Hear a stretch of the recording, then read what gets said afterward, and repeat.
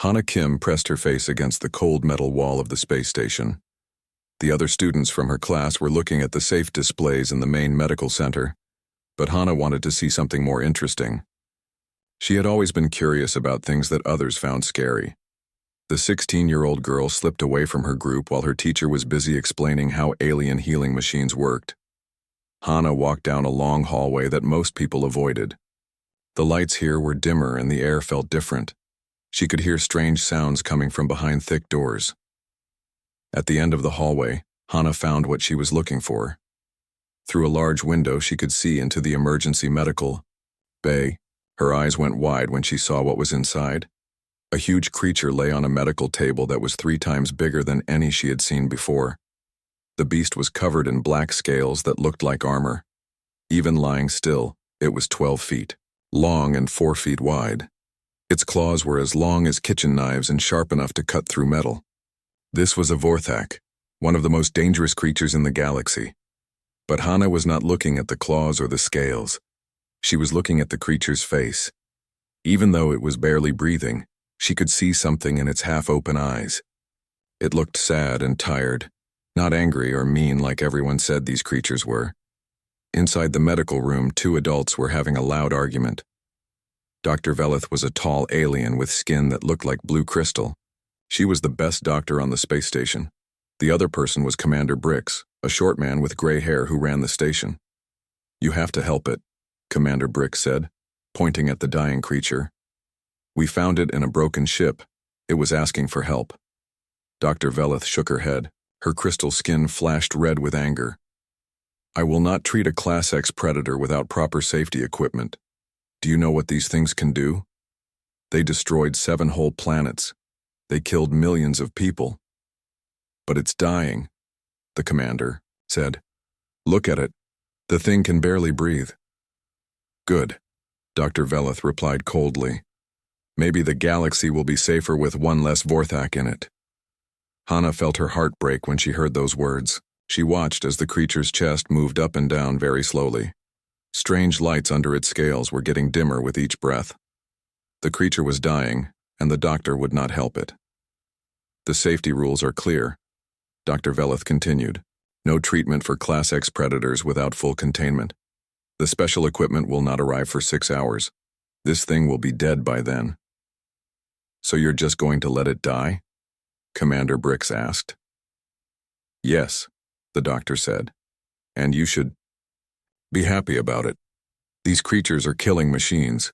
They hunt in packs and destroy everything in their path, even sleeping. This one could wake up and kill everyone in this room." Hana pressed closer to the window. She could see that the creature's breathing was getting worse. The lights under its scales were flashing in a pattern. It almost looked like the creature was trying to say something. "Hana, what are you doing here?" She turned around and saw Taman Park, her classmate.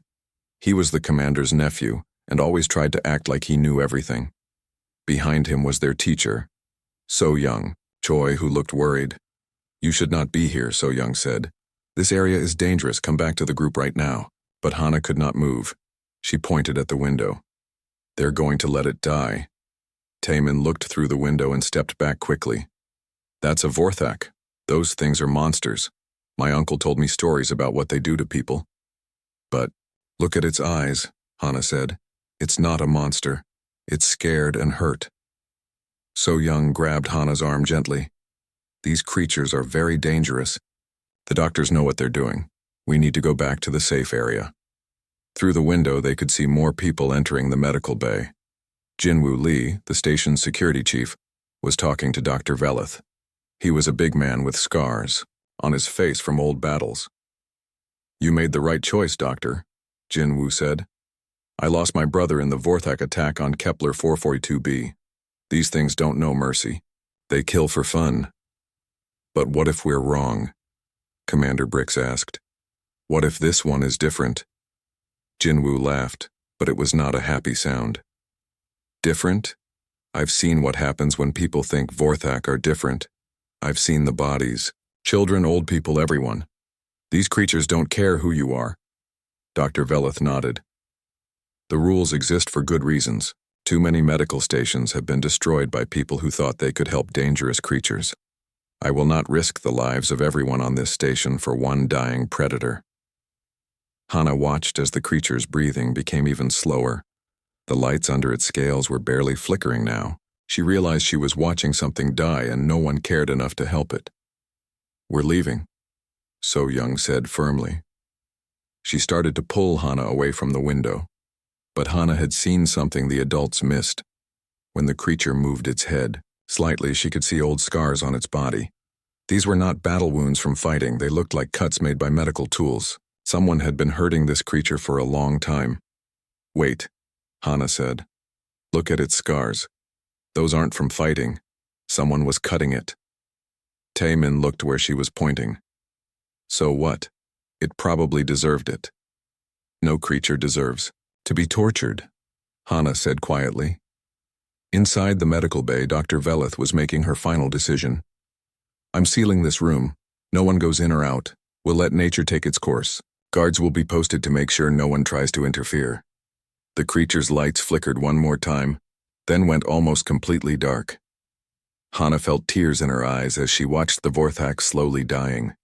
Everyone around her seemed happy that such a dangerous creature would soon be gone. But all Hana could see was a living being that needed help and was being denied it because of fear. As the adults walked away from the medical bay, Hana made a decision that would change everything. She was going to find a way to help the dying creature, even if she had to do it alone. The space station continued its slow rotation through the stars. But in one small medical bay, a battle between life and death was just beginning. And a teenage, human girl was the only one who cared enough to fight for the life of the galaxy's most feared predator. The next morning, Hana could not stop thinking about the dying creature. She had barely slept and her dreams were filled with flickering lights and sad eyes. During breakfast in the station cafeteria, she kept looking toward the medical wing, wondering if the Vorthak was still alive. Taemin sat down next to her with his food tray. "You look terrible," he said. "Are you still thinking about that monster?" "It's not a monster," Hana replied quietly. "It's a living being that needs help. My uncle says those things killed more people than any war in galactic history," Taemin said. "They're pure evil." Hana pushed her food around on her plate. She had no appetite. "How do we know that's true? Has anyone ever tried to talk to one?" "Talk to one?" Taemin laughed. "You can't talk to a killing machine. They only understand violence." But Hana remembered the patterns of light she had seen under the creature's scales. They had not looked random. They had looked like the creature was trying to communicate something important. After breakfast, Hana's class gathered in the main lecture hall. Dr. Veleth had agreed to give them a special presentation about dangerous alien species. The crystal-skinned doctor stood at the front of the room, her skin glowing blue in the bright lights. "Today I want to teach you about the most dangerous creatures in our galaxy," Dr. Veleth began. "The Vorthak are apex predators that have terrorized civilized worlds for over 300 years. A hologram appeared above the doctor's head. It showed a Vorthak attacking a group of soldiers. The creature in the image was much bigger and more violent than the one Hana had seen dying in the medical bay. These creatures are nearly indestructible," Dr. Veleth continued. "Their scales are harder than most metals. Their claws can cut through spaceship hulls. They can survive in the vacuum of space for hours." So Young raised her hand. "Doctor, what makes them so aggressive?" "They are born killers," Dr. Veleth replied.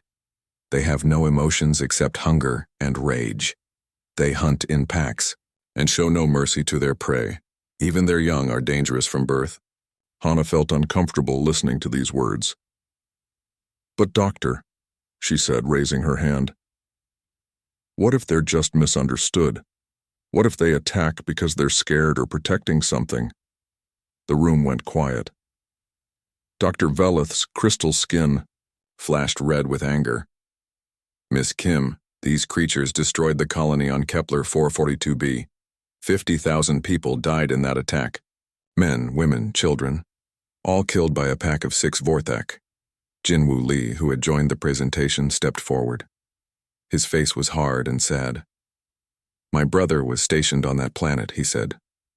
"I saw the reports. The Vorthak didn't just kill people. They seemed to enjoy it. They played with their victims before finishing them." "But how do we know what really happened?" Hana asked. "Were there any survivors who could tell us why the Vorthak attacked?" "There were no survivors," Jinwoo said coldly. "That's the point. Vorthak don't leave survivors." Dr. Velith nodded. "This is why we have strict rules about treating dangerous species. Every medical facility that has tried to help a Vorthak has been destroyed. The creatures always turn on their rescuers." "Always?" Hana asked. "Always," the doctor confirmed. "There has never been a single case of peaceful contact with a Vorthak. They are incapable of gratitude or friendship." Hana wanted to argue more, but she could see that everyone in the room was against her. Even her classmates were looking at her like she was crazy for defending such dangerous creatures. After the presentation, Hana walked alone through the station corridors. She found herself heading toward the medical wing again. When she reached the restricted area, she saw 2 guards standing outside the sealed medical bay. Through the window, she could see the Vorthak still lying on the table. It was barely moving now. The lights under its scales were so dim they were almost invisible. "Excuse me," Hana said to one of the guards. "Is it still alive?"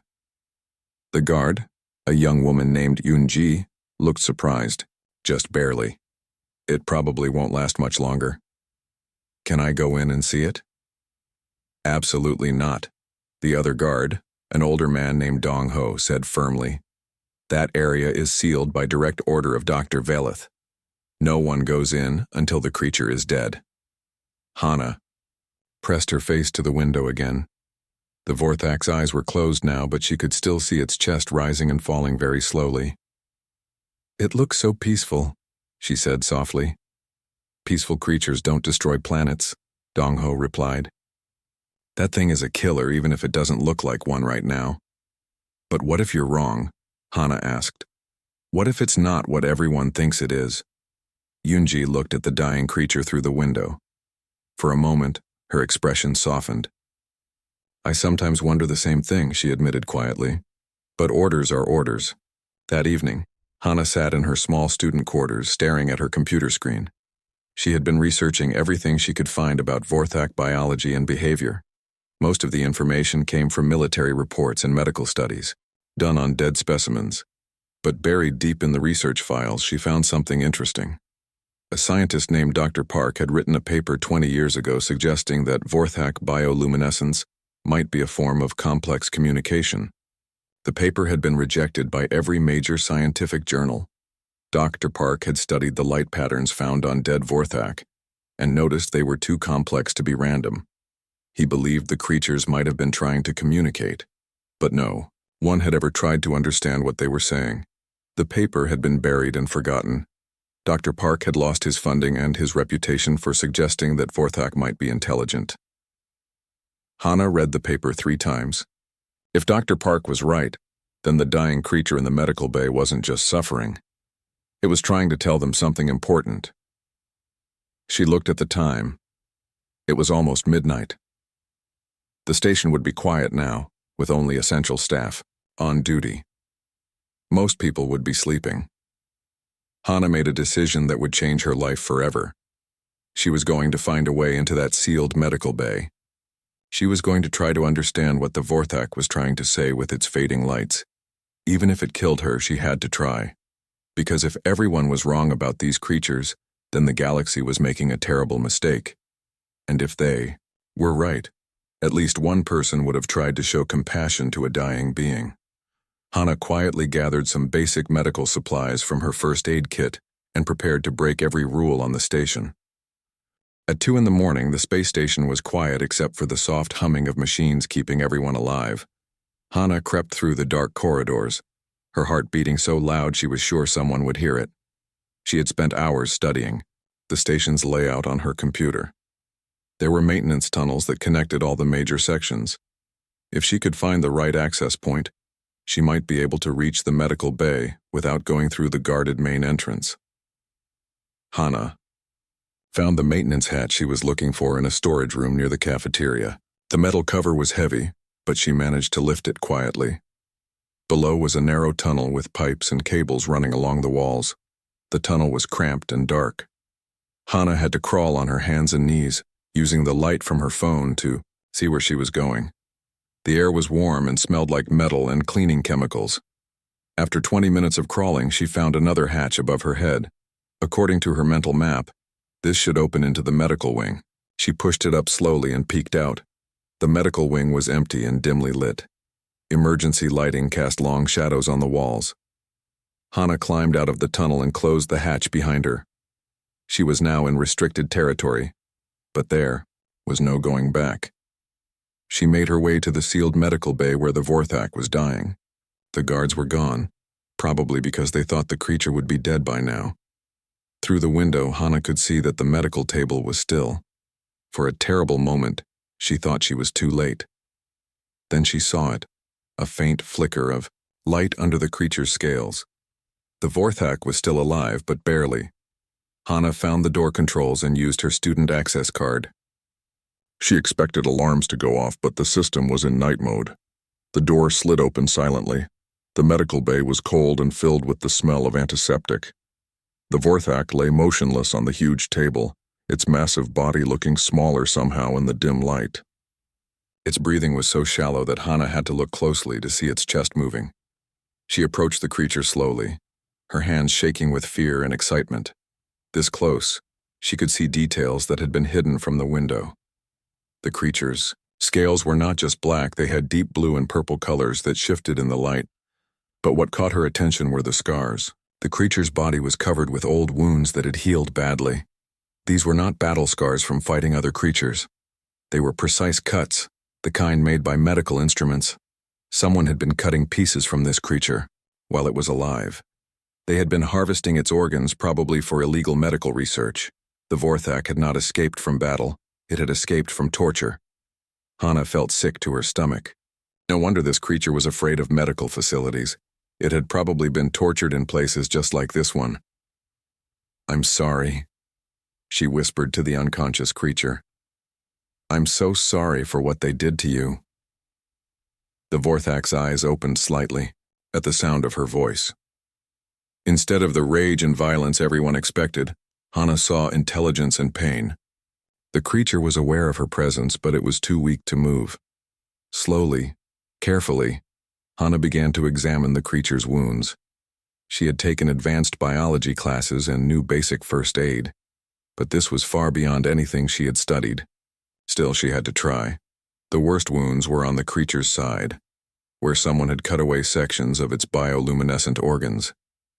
These organs were what made the lights under its scales, and they were probably worth millions of credits on the black market. Using supplies from the medical bay, Hana began to clean and treat the infected wounds.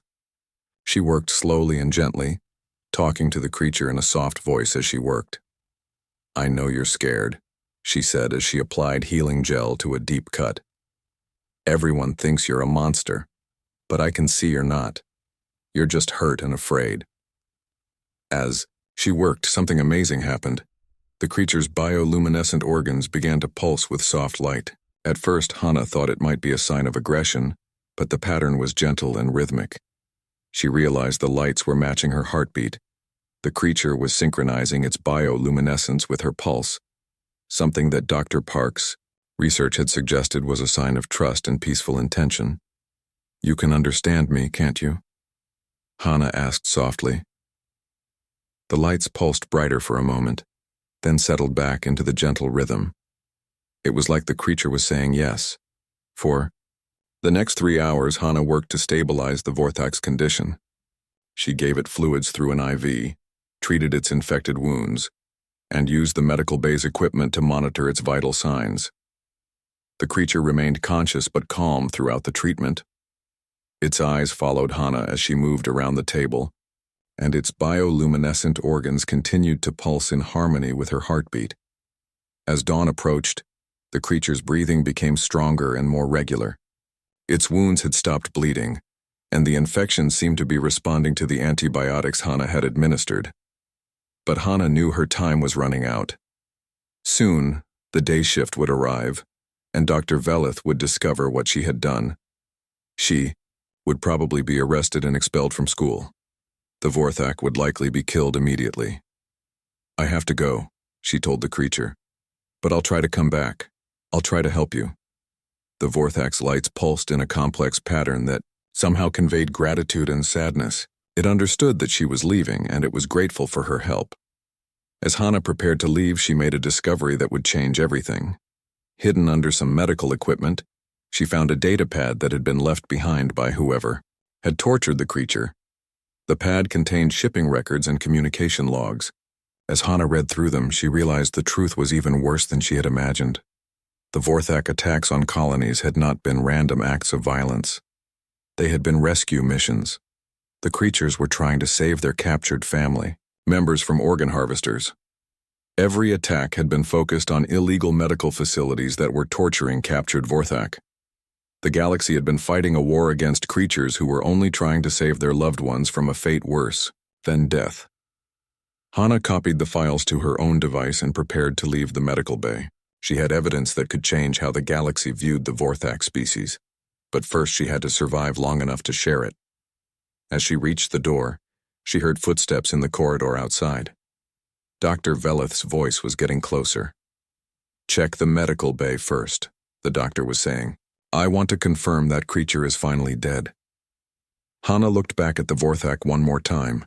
Its eyes were alert now, and its bioluminescent organs were glowing steadily. The creature was no longer dying, but it was still in great danger. The footsteps were almost at the door. There was nowhere for Hana to hide, and no way to escape without being seen. She was about to be caught, and everything she had worked for would be lost. The door to the medical bay slid open with a soft hiss. Dr. Veleth stepped inside, expecting to find a dead Vorthak and an empty room. Instead, she found Hana Kim standing next to a very much alive apex predator. The doctor's crystal skin flashed, bright red with shock and anger. Behind her, Jinwoo Lee and 2 security guards rushed into the room with their weapons drawn. "Get away from that creature," Jinwoo shouted at Hana. "Move slowly, and don't make any sudden movements." But Hana did not move. She stood calmly beside the Vorthak, one hand resting gently on its massive arm. The creature's bioluminescent organs were glowing with soft, steady light. "It's okay," Hana said quietly. "He won't hurt anyone." "Won't hurt anyone?" Dr. Veleth's voice was high with disbelief. "That's a Class X predator. It could tear you apart in seconds." The Vorthak slowly turned its great head to look at the newcomers. Instead of baring its teeth or extending its claws, the creature simply watched them with intelligent, calm eyes. Its lights continued to pulse in the same gentle rhythm as Hana's heartbeat. Jinwoo kept his weapon aimed at the creature's head. "Kim, step away from that thing right now. That's an order." "No," Hana said firmly. "His name is Guardian of the Deep Stars, and he's not dangerous. Look at him. Really look at him." Commander Brix arrived with more security personnel, including Captain Yeon-Soo Nam, the station's military commander. The medical bay was now crowded with armed officers, all pointing weapons at the Vorthak. "What is the meaning of this?" Captain Nam demanded. "Why is that creature still alive, and what is a student doing in a restricted area?" Dr. Veleth was shaking with rage. "This foolish girl has violated every safety protocol on the station. She could have gotten us all killed." "But I didn't," Hana said. "I saved him, and he's grateful. He's been trying to communicate with us this whole time, but no one would listen." The Vorthak made a soft sound, almost like a purr. Its bioluminescent organs began to create complex patterns of light across its body. The patterns were beautiful and clearly intentional. "It's just random neural activity," Dr. Veleth insisted. "Predators don't communicate, they only kill." "You're wrong," Hana said. She pulled out the data pad she had found. "I have proof. The Vorthak aren't the monsters we think they are." Captain Nam lowered her weapon slightly. "What kind of proof?" Hana activated the data pad's display, projecting the files she had copied onto the wall. The room fell silent as everyone read the shipping records and communication logs. The documents showed a horrifying truth. For decades, illegal organ harvesters had been capturing Vorthak and keeping them alive while slowly cutting away their bioluminescent organs. The organs were sold to wealthy collectors who used them for life extension treatments. "This can't be real," Jinwoo said, but his voice was uncertain. "It is real," Hana replied. Every Vorthak attack on a colony was actually a rescue mission. They were trying to save their family members from torture. Dr. Veleth examined the data more closely. Her crystal skin gradually changed from red to a pale blue. "These files appear to be genuine," she admitted reluctantly. The Vorthak watched the discussion with obvious understanding. When Hana looked at him, his lights pulsed in what she had learned was a pattern of agreement and sadness. "The attack on Kepler 442b, Hana continued. "The colony there had an illegal medical facility in the basement. The Vorthak weren't attacking innocent people. They were trying to rescue 3 of their own who were being tortured there." Jinwoo's face went pale. "But my brother said they killed everyone." "Because the colonists wouldn't let them rescue their family," Hana explained gently. "The Vorthak probably tried to communicate first, but no one understood what they wanted. Captain Nam studied the evidence carefully. If this is true, then we've been fighting the wrong war for 300 years. "It is true," said a new voice from the doorway. Dr. Kyung-Soo Hwang, a xenopsychologist from the Galactic Research Center, entered the room. He had been called when the emergency alert went out about the security breach. Dr. Hwang approached the Vorthak slowly, his hands visible and empty. The creature watched him, but showed no signs of aggression. "I've been studying apex predator psychology for 20 years, Dr. Hwang said. "I've always suspected that Vorthak behavior was more complex than we understood." He pulled out a small device and held it near the Vorthak's bioluminescent organs. The device began to translate the light patterns into mathematical equations and star charts. "Incredible," Dr. Hwang breathed.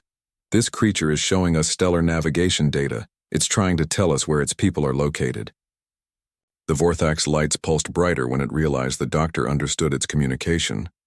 For the first time in centuries, a Vorthak was having a successful conversation with another species. "Guardian wants to help us find the other survivors," Hana said. "He knows where they're hiding, but he needs our help to reach them safely." Dr. Veleth looked at her medical readings in amazement. "The creature's stress levels are completely normal. Its brain activity shows curiosity and hope, not aggression."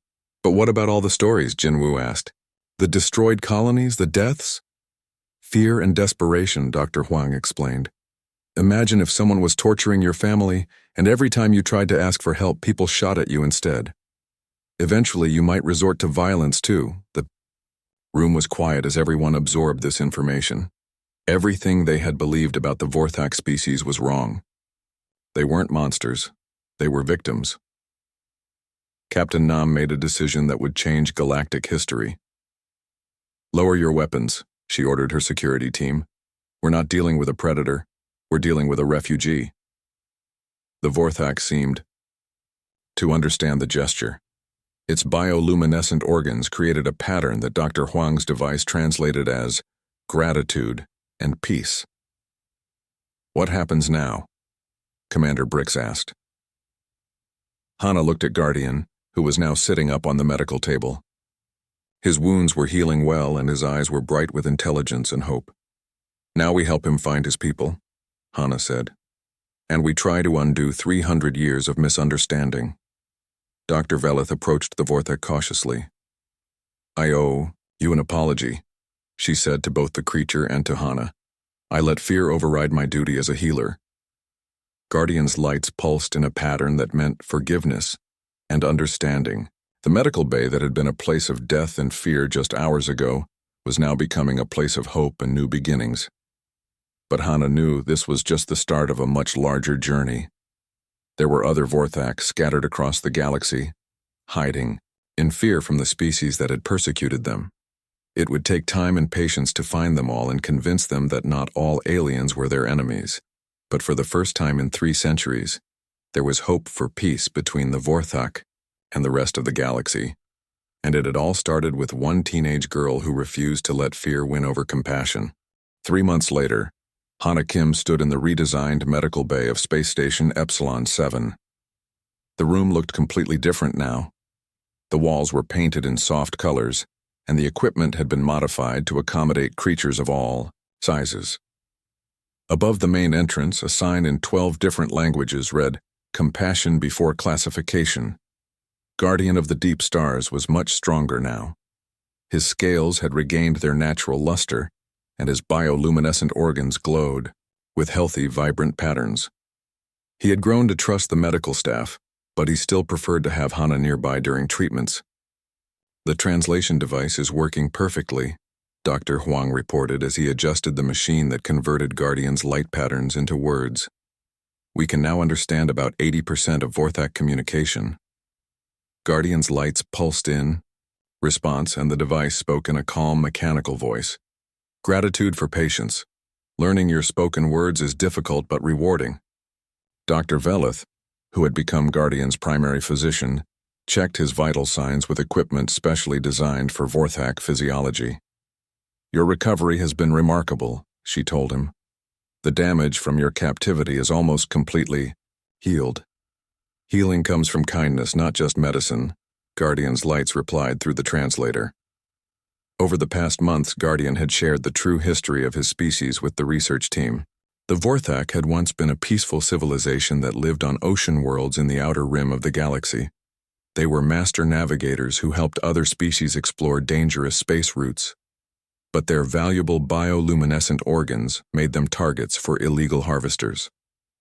Entire Vorthak colonies were captured and enslaved. The survivors were forced to scatter across the galaxy, hiding on remote planets and avoiding contact with other species. "The attack on Kepler 442b was our biggest mistake," Guardian had explained, through his lights. "We were desperate to save our pod sister who was being tortured there. We tried to communicate our intentions, but the colonists saw only monsters."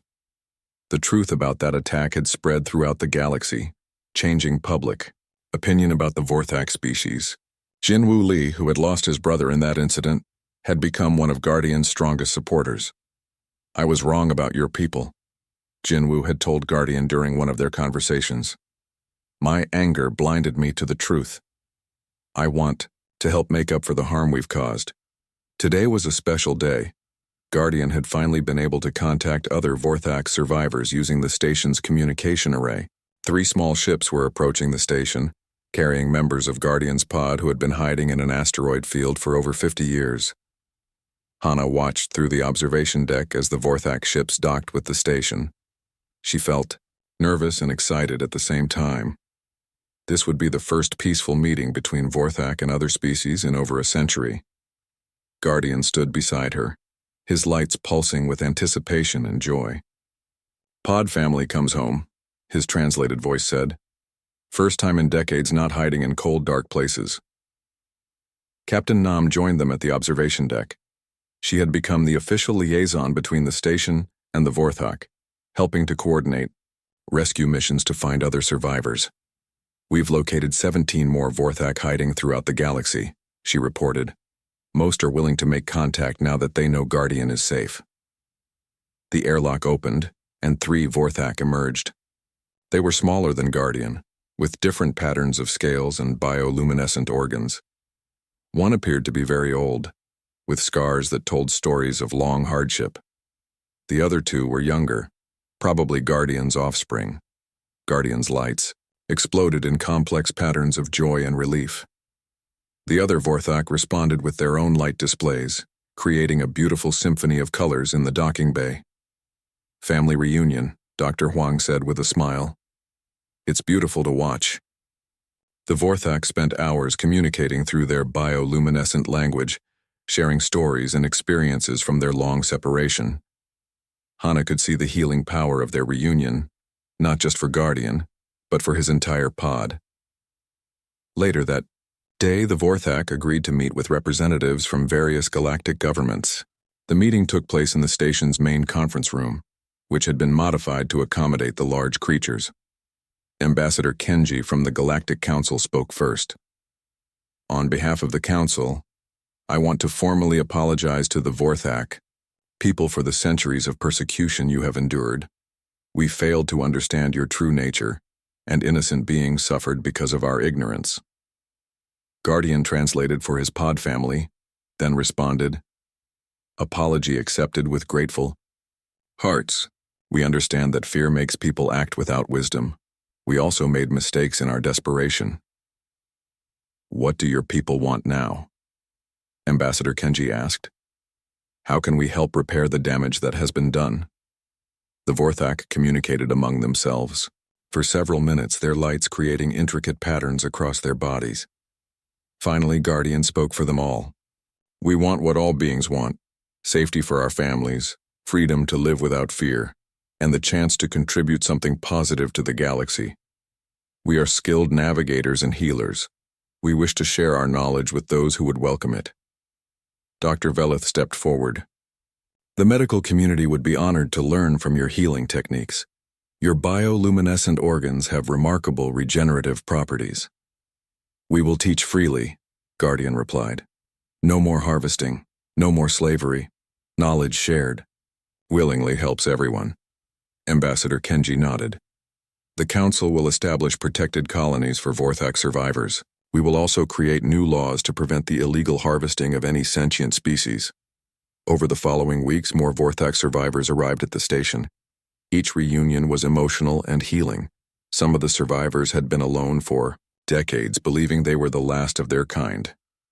Hana found herself becoming an expert in Vorthak psychology and communication. She spent hours with Guardian and his pod family, learning their language and culture. She was the first human to be formally adopted into a Vorthak pod, an honor that made her family incredibly proud. "You saved us," Guardian told her one evening, as they watched the stars through the observation deck. "Not just my life, but my people's future. How can we ever repay such a gift?" "You don't need to repay anything," Hana replied. "Helping each other is what intelligent beings should do." Guardians. Lights pulsed with warm affection. "Your species has a gift for compassion that is rare in the galaxy. Perhaps that is why humans are destined to be bridge builders between different peoples." 6 months after that first night when Hana had risked everything to save a dying creature, Space Station Epsilon 7 had become a symbol of hope throughout the galaxy. It was proof that understanding could overcome fear, and that even the most bitter enemies could become friends. The station now housed a permanent Vorthak diplomatic mission. Guardian served as the first Vorthak ambassador to the Galactic Council, while his pod family helped locate and rescue other survivors. Hana had received offers from every major university in the galaxy, but she chose to stay on the station to continue her work with the Vorthak. She was developing new protocols for first contact with unknown species, based on the principle that compassion should always come before fear. "The galaxy is full of species we don't understand yet," she wrote in her research journal. "But if we approach them with open hearts instead of closed minds, we might discover that our greatest enemies are actually our greatest potential allies." As she finished writing, Guardian's lights pulsed gently nearby. He was teaching a group of young medical students about Vorthak healing techniques, his patient voice explaining concepts that had once been considered impossible. The medical bay's motto, "Compassion before classification," had become more than just words on a wall. It had become a new way of thinking that was spreading throughout the galaxy, one rescued creature at a time. And it had all started with a teenage girl who refused to let fear win over compassion, proving once again that sometimes the smallest acts of kindness can change the entire universe.